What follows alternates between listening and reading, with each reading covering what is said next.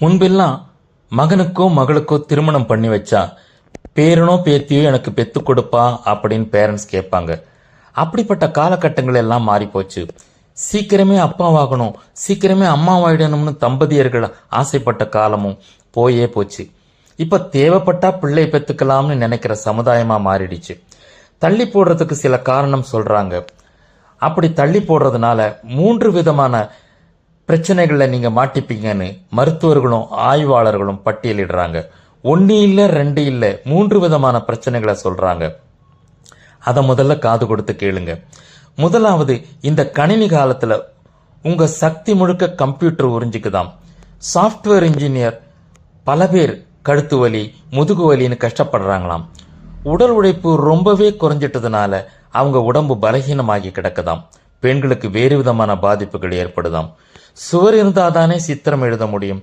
உடம்பு பலகீனமாயிட்டா உங்களால உழைக்கவும் முடியாது, சம்பாதிக்கவும் முடியாது, பிள்ளை பெத்துக்கவும் முடியாது. இரண்டாவது, அந்த ஆய்வாளர்கள் அடிச்சு சொல்றாங்க, 40% கப்பிள்ஸ் தப்பிச்சுக்கிட்டாலும் 60% தம்பதியர்கள் தள்ளி போடுவதனால பாதிக்கப்படுறாங்களாம்.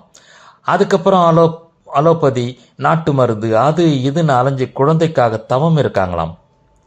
கொஞ்ச நாளா ஜாலியா இருக்கணும்னு ஆசைப்பட்டவங்க வாழ்க்கை முழுக்க மன உளைச்சலுக்கு ஆளாகி ஆபீஸ் வேலையில கான்சென்ட்ரேட் பண்ண முடியாம அவஸ்தைப்படுறாங்களாம். மூணாவது, அவங்க சொல்ற ஒரு பிரச்சனை என்னன்னா, இப்படி தள்ளி போடுறதுனால குழந்தை வராம போயிட்டா ஒரு பெண் ஆண் கிட்ட தான் டிஃபெக்ட் இருக்குன்னு நினைச்சு மனசளவுல புழுங்குவதும், ஒரு ஆண் பெண்ணுக்கிட்ட தான் டிஃபெக்ட் இருக்குன்னு சொல்லி மனசுக்குள்ள புழுங்குறதும் வாடிக்கை ஆயிடுச்சாம்.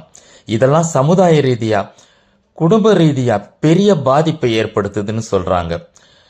திருமணம்ங்கிறது வாழ்க்கையில ஒரு முறை கிடைக்கிற ஒரு பாக்கியம். அதுல குழந்தை பாக்கியம்ங்கிறது மிகப்பெரிய பாக்கியமுங்க. அதை நழுவ விட்டுறாதீங்க. கிடைக்கும் போதே சிக்கன் பொத்திக்குங்க.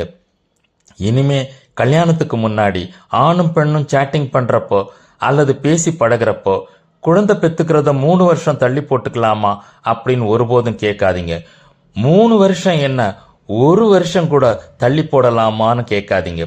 ஜாலிங்கிறது நம்ம கண்ணோட்டத்துல தான் இருக்குங்க. நீங்க பச்சை கண்ணாடி போட்டுட்டு பார்த்தா எல்லாம் பச்சையா தான் தெரியும். சிவப்பு கண்ணாடி போட்டுட்டு பார்த்தா எல்லாம் சிவப்பா தான் தெரியும்.